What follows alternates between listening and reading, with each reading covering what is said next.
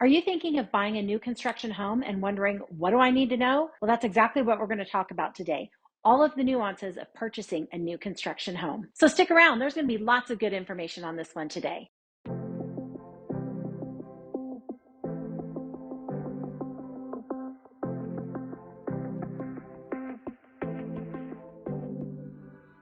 Well, I'm Kathy Hansen, and I've been a licensed real estate agent in the Denver metro area for the past 10 years.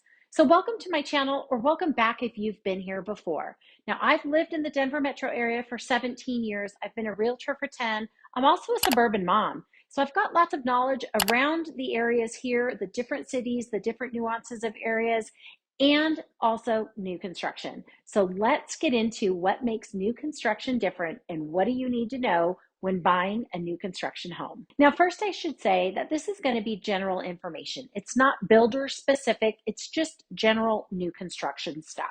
First thing that I should talk about is whether you're buying the new home from a dirt start or if it's already in production or an inventory home, a spec home as we call them. Well, a dirt start home could take you anywhere from 8 to 12 months, depending on if they've already pulled the permit for that dirt start lot. And a dirt start means you get to pick out your lot, you get to pick out the home, and you start from a dirt start, meaning the ground up. Now, if it's an inventory home or a spec home, well, then typically those homes are almost nearing completion, or they are completed and maybe somebody had fallen out of contract before. Those homes, usually you won't get to pick any of the upgrades. You won't get to pick the lots or things like that. Those homes are usually ready to go, and the price has built into it all of the upgrades and the lot premiums that are in that home. Now, on a dirt start home, you get to pick the upgrades that you want in the home or the different options in the property, and a lot of times there's going to be lot premiums, and those lot premiums can range anywhere from $7,500 to $10,000 up to $50,000 or $75,000, just depending on the lot itself, the size, the view, the location. There's lots of different things that go into those lot premiums, but those lot premiums do need to factor into your budget for sure. Now, the second thing is that the contract for a new construction home is different than the contract for a resale home. Now, a new construction home, well, the contract is the builder's contract, and each builder has a different contract. Now, don't worry, when you're ready to go under contract on a new construction home, we're going to be there together going over the contract along with the sales agent. So you'll have lots of people there explaining it to you if you have realtor representation, and we're going to talk about that a little bit later. But the contract is a builder contract. So who do you think that contract protects? You're right, it protects the builder, which is why you need realtor representation on your side, even when you're buying a new construction home. Now, with the contract, typically when you sign the contract, your earnest money is also due. And again, each builder is going to have a different amount of earnest money that they collect. Pretty typically though, here in the Denver metro area, a $10,000 earnest money is very typical. Now, if you're getting into the higher priced homes, obviously your earnest money is going to go up. And what's different with the earnest money and a builder contract as opposed to a resale, well, that earnest money typically goes hard, meaning it is non-refundable almost immediately. Now, many builders will give you a 30-day out, so you can get out of the contract within 30 days if you can't qualify for a loan. But other than that, there's really no other reason that the builder is going to let you out of the contract and give you back your earnest money. So that's a big difference between the builder contracts and a resale contract, because a resale contract here in Colorado, well, you have many outs to back out of the contract and get your earnest money back. And with a new construction home, you really don't have a lot. So when you are going to sign that contract, you really need to be sure that one, this fits your budget, and two, it's a home that you really want, because what you have to lose is that earnest money deposit. And a lot of builders have their own lenders on site, or their own lenders that they refer to. Sometimes you can get incentives from using the builder's lender, and sometimes the incentives, quite honestly, is built into the price of the home. So you'll have to do your shopping to figure out what's the best route for you. Do you want to use a builder lender, or do you want to go outside and get your own lender? Now, all builders, they will accept VA loans. They have lenders that do VA loans. They'll accept FHA loans. They have lenders that will do FHA loans and also conventional. So you shouldn't have a problem with any of those type of loans with a builder lender and the builder contract. Timing wise, so we talked about an 8 to 12 month build time, depending on if you're a dirt start or the property is ready to go. If you're in construction mode and it's the dirt start, you just need to be aware that there could potentially be delays due to weather. Now, obviously in Colorado, we get snow and at times we have weather delays, but the builders are really good, honestly, about getting out there. Even when it's really cold outside, they're still working as long as they safely can. They're out there working. The weather delays typically happen when the roof hasn't been put on the house yet and there's still outside stuff that needs to be done. Typically, once the roof is on and they're just doing the inside things, then weather delays don't hold things up as much as they do at the kind of beginning of the transaction or the beginning of the construction process. I get a lot of people that ask me about inspections and do we need to do an inspection with a new construction home? And the answer is yes. So some realtors are going to tell you that you should do your home inspection at different times. I am a big proponent of doing your home inspection about 9 months into you already living in the home. And the reason why is your furnace, your air conditioner, all of your big systems, well, they've had 9 months to operate. You've gone through different seasons, and so those different systems have been in play. And in that 9-month mark, it still gives you plenty of time to submit any warranty issues to the builder to have them fixed. And you've had time for the home to fall into place or to settle into its place after that 9 months. So I suggest doing your general inspection at about the 9-month mark. Now, a general inspector is going to come in and they're going to look at the plumbing and the heating and the furnace, and they're going to check out the electrical system, things like that. And so if there's things that are wrong that come up during that inspection, you can have the builder fix them up until the 1-year mark, because typically builders will have a 1-year all-encompassing warranty on the property. So home inspection, your general inspection, you're going to want to do that about the 9-month mark. I do have people that want to go in and do an inspection prior to drywall during the construction process, and that's okay too. The other 2 inspections that we recommend here in the Denver area are radon and your sewer scope. Now, each builder handles radon a little differently. A lot of them don't do anything with it, and so it's on you to test when you own the home and then mitigate it, put in the radon mitigation system. Some builders will test it right before you close and give you the results. Some builders will say, hey, test it once you own the home. If there's an issue, we're going to give you a $200 credit towards your radon mitigation system. So each builder is a little different. That's something that you should talk about and know about upfront, because it also could affect your budget, and that would be affecting your budget at the time that you're moving into the property.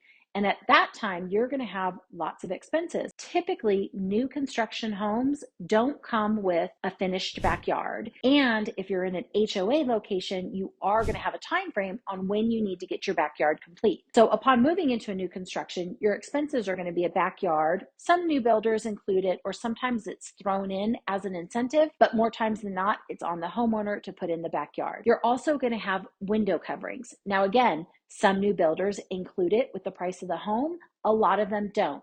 So if you think about the size of the home that you're getting and the window coverings that you're going to have to buy, and you want to buy those right when you move in, because otherwise you're kind of living in a fishbowl, that's an expense. Some builders will include a kitchen refrigerator and some won't. So that could be another expense. A washer and dryer could be another expense if you don't have those things already that you're moving in. And obviously furnishings for your new home. You're at a time where you're super excited. You've been waiting 8, 9, 10 months to get this home. You're finally moving in and you're going to want all new furnishings. It happens all the time. So back to the radon, you're going to want to make sure to include that in your budget, or know up front, is this an expense that I could potentially have when I'm moving into the home. Now, a radon mitigation system, that's the way you get rid of radon, is through a radon mitigation system. There's one way to mitigate it. And the price of the radon mitigation systems, well, those are all dependent on what needs to happen in order to install it in your home, such as crawl spaces. If there is a crawl space and they have to seal up that crawl space, that's probably going to cost a little more than a house that doesn't have to seal up the crawl space. Do they have easy access to put in the venting, and can it vent very easily out the side of the house? Or do they need to put the venting in through maybe the garage, which would probably cost a little more? So there are some variables with the radon mitigation system. However, a good rule of thumb, you're probably looking at $1,000 to $2,200, $2,300 for installation of a radon mitigation system. And that's as of today, the filming of this in April 2023. Now, I know I went off track there because we were talking inspections. So we've got your general inspection and we've talked about radon. The third inspection is your sewer scope. And your sewer scope, you're going to want to get an inspection on that done right away. Now, again, some builders will provide a sewer scope. Some builders will do that sewer scope right before closing. Some of them do it early on. So it's one of those things that we just need to find the answer to and then figure out what the best course of action for you and this home is. Now, a sewer scope is not something that I would put off for the 9-month mark. Again, a sewer scope will fall under your warranty. Through that 1-year mark, the builder will fix any sewer line issues. However, here's the things you need to think about, that a lot of times big, heavy machinery, big equipment has been driving over those lots and potentially driving over the sewer lines. So the thing that we see most often with sewer lines is maybe that they're crushed.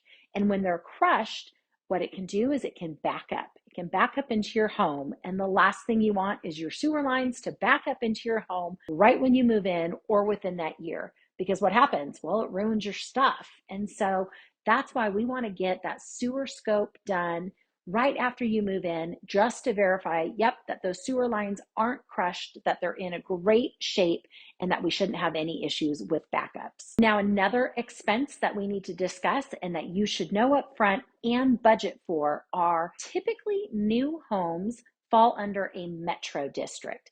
And a metro district typically has higher taxes because they have to put in all of the infrastructure to these new home communities, right? So you need to understand, what is your tax base? Are you in a metro district? And is there an HOA? So those are all expenses up front that you should know about, because you're going to calculate those things into your monthly payment. Now, with taxes, because taxes are paid in arrears here in Colorado. So in 2023, the property taxes you're paying in 2023 are 2022 taxes. So they're paid in arrears. So with a new build, when you're moving in that very first year, it's a great possibility that your taxes are not going to encompass the fully finished property. So the taxes in your first year could just encompass the land, depending on how quickly they build this or where it falls in the calendar year. So your taxes typically with a new build will go up in year 2. Now, the lender and the builder, we can all figure out together what approximately your tax base is going to be so you can plan for it. But many people move into a new home, don't realize that their taxes in the first year are based on what the previous year taxes were. So they don't recognize that their taxes could go up a year from now. So it's just something to keep in mind and to budget properly for. Now, we discussed warranties a little bit. So each builder, again, has their own warranties that they offer.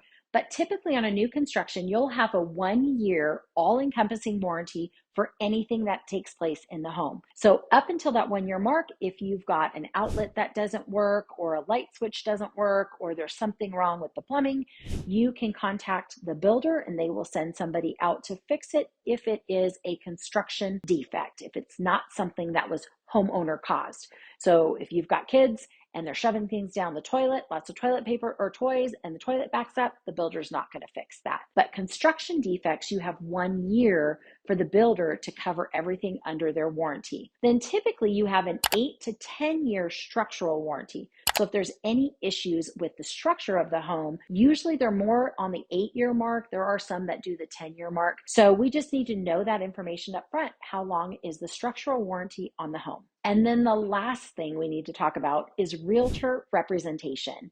So on a new build, on new construction, we always recommend that you have realtor representation with you. Because again, like we said earlier, the builder creates their own contract, and typically it is in favor of the builder, right?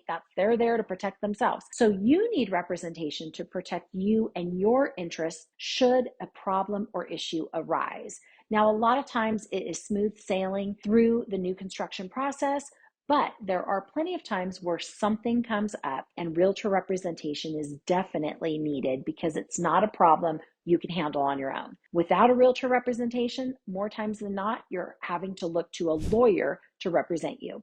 So if you want realtor representation on a new construction home, many builders say your realtor needs to be with you on your first visit to that site. So if you're coming into town and you're like, hey, we're going to drive around, we're going to go check out some new construction homes, you go and walk in and you give them your information because you have to sign in. So you sign in and you leave, and 2 months later, you're finally moving out here and you decide that new build is for you, well, it's too late. You won't be able to have realtor representation. So you do need to have a realtor with you on your first visit to the new construction sites. Or your realtor can go sign you in, or your realtor can go register you prior to you arriving. But the builders want to know right up front, do you have realtor representation and who are they? We're not going to allow you to get a realtor representation after you've already been here. So just know up front, you need to have your realtor with you. Now, once you've registered, or once your realtor has registered you there at the new construction sites, well, you can go back as many times as you want without them after. Like during the new build process, if you have questions and you're excited and you want to see the home, you can go back as many times as you want. But initially, you have to have your realtor there with you to get that representation. And then they don't need to go with you every time you want to go to the house. Your realtor is going to be there at contract signing. They're going to be there at certain walkthroughs of the new construction home. One, to make sure that things are looking good and things are falling into place. But your realtor is also going to be there should problems arise. So we do strongly suggest that you have realtor representation with you on new construction homes. And that's all I got for you today about new construction homes. I help people every month move to the Denver metro area and buy new construction homes. So if I can be a resource to you, please don't hesitate to reach out. All of my contact information is below in the details section. And if you liked this content of this video, well, please hit that like button, let me know. And more importantly, if you want to be notified when I do new content like this, so every Tuesday I post living in the Denver metro area, what it's like, new construction home videos, things like this every Tuesday.